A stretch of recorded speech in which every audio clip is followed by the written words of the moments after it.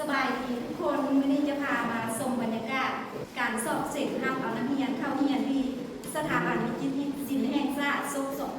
2027ซึ่งมีน้องนักเรียนมาเซ็นทั้งหมดอยู่ในปีนี้รวมทั้งหมดอยู่42น้องด้วยกันและทำไปแบ่งห้องสอบเสร็จออกเป็นอยู่3ห้องอันนี้จะเป็นบทสอบเสร็จสำหรับห้องสอบเสร็จห้องที่1จะใช้หุ้นขุนขาวเป็นหุ้นยิงส่วนผลงานและสีมือของน้องๆที่มาสอบเสิ่งเข้าเรียนในปีนี้ก็ถือว่าแต่ละคนสีมือดีหลายเนาะซื้ออย่างเนาะซื้อสายไหมสายไหมมาจากแข่งใดน่าจะแข่งจำปาสักว้าวมาไก่เลยอันนี้นะได้ซ้อมได้เรียนมาก่อนแล้ววันนี้สีมือก็ดีแท้มาแปลมาจะโดนแล้วก็เลยแต่ว่าเรียนไหลกันเดี๋ยวของมาเซ็นมาดีสีมือบ่ธรรมดาเลยผู้สอบเสิ่งผู้ที่1อันนี้จะเป็นสีมือผู้สอบเสิ่งเข้าผู้ที่2ก็ถือว่านักศึกษาที่มาสอบเสิ่งเข้าสถาบันวิจิตรศิลป์ปีนี้ก็ถือว่าแต่ละคนมีพรสวรรค์เนาะเบิ่งจากสีมือการแต้มของแต่ละคนก็ถือว่าออกมาได้ค่อนข้างแบบดีการใส่แสงใส่เงาการขึ้นโครงการจัดภาพถือว่าโอเคขนาดบ่ทันได้เรียนมาจากแข่งใดนครหลวงมสยังจันทร์ว่ะมสเจ้านุวงศ์สีมือดีหลายผู้สอบเสิ่งที่เพิ่นเลือกสายเรียนเป็นสายนิเทศศิลป์เรียนรู้ด้วยตัวเองว่ะใน YouTube YouTube เก่งเด้นี่นะขนาดบ่ทันได้เรียนมาจากแข่งใดนครหลวงว่ะจำปาสักโอ้จำปาสักนี่มาหลายได้ปีนี้มาแรงแต่เสียงปากคือบ่แม่นจำปาสักแม่นวะเสียงปากคือนครหลวงซะแล้วอยู่นครหลวงนี่ว่ะวัดใดโอ้ใกล้ๆนี้ซะเนาะ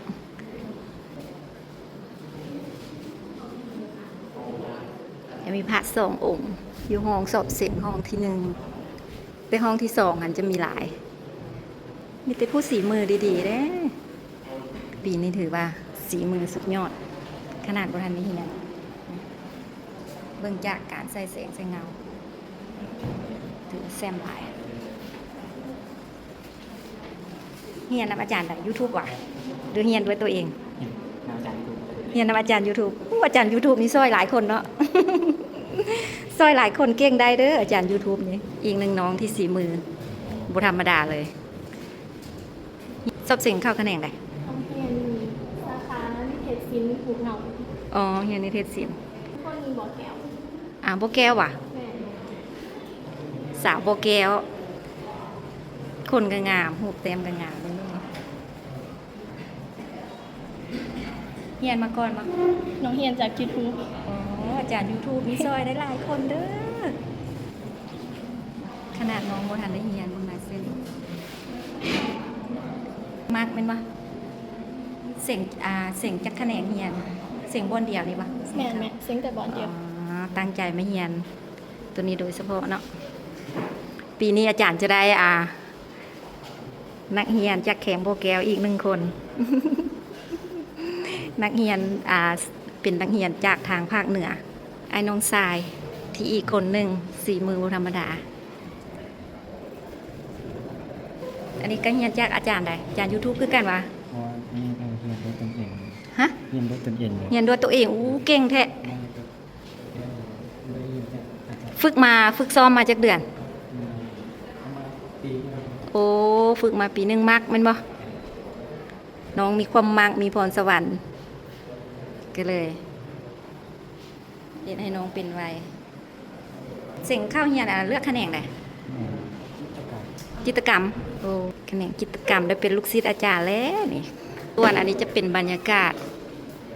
ของห้องสอบเสิ่งห้องที่2หุ้นแต้มห้องสอบเสิ่งห้องที่1กับห้องที่2จะใช้หุ้นเดียวกัน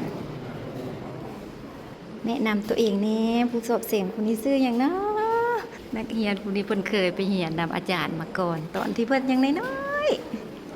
ๆยังน้อยๆตอนนี้เป็นสาวแหละจนบ่จือน้องป๊อปปี้นะเป็นสาวป๊อปปี้เสิ่งจักบอนเฮียนเสิ่งเข้าจากบอนบ่เดียวค่ะ หากกูมาเสิ่งนี่บอนเดียว อันนี้ก็เป็นอีกวิชาหนึ่งที่เพิ่นเลือกเพิ่นมักเพิ่นก็เลยมาเสิ่ง น้องๆแต่ละคนที่มาเสิ่งเข้าปีนี้รู้สึกว่าสี่มือแต่ละคนดีแล้วก็ค่อนข้างถือว่าดีหลาย มาจากนครหลวงเนาะ สวรรค์เขต สวรรณเขตโอ้จบแล้วมาตั้งใจไม่เรียนอยู่พี่เลยเห็นไหมอันนี้จะเป็นช่วงเช้าใช้เวลาไปอยู่ประมาณ3 ชั่วโมงก็ถือว่าแต่ละคนเฮ็ดค่อนข้างใกล้จะสำเร็จเลยเนาะแต่ละคนได้ประมาณ 6-70% ละแล้วประมาณ 6-70% แล้ว มาจากแข่งเลยเนาะ ตัดสิน นั่นน่ะ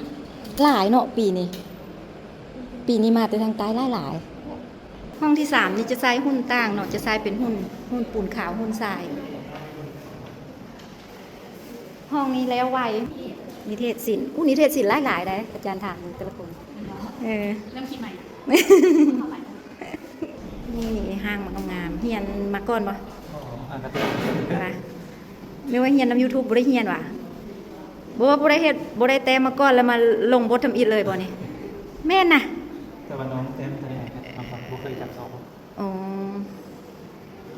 ถือว่ามีพรสวรรค์ได้นี่คันว่าอันบ่เคยแต่มาก่อนเลยอันมาเข้าบุญเสียงเลยได้ซ้ำนี้เลยกันยินดีต้อนรับบรรดาน้องๆมาทั้ง42คนเข้าสู่สถาบันวิทยาศิลป์แห่งชาติขอให้การสอบเสียงในมื้อนี้ทุกคนผ่านได้เข้ามาเรียนตามแผนกที่ตัวเองมักไปก่อนเด้อทุกคนสำหรับคลิปวิดีโอนี้ขอจบเพียงเท่านี้บ๊ายบาย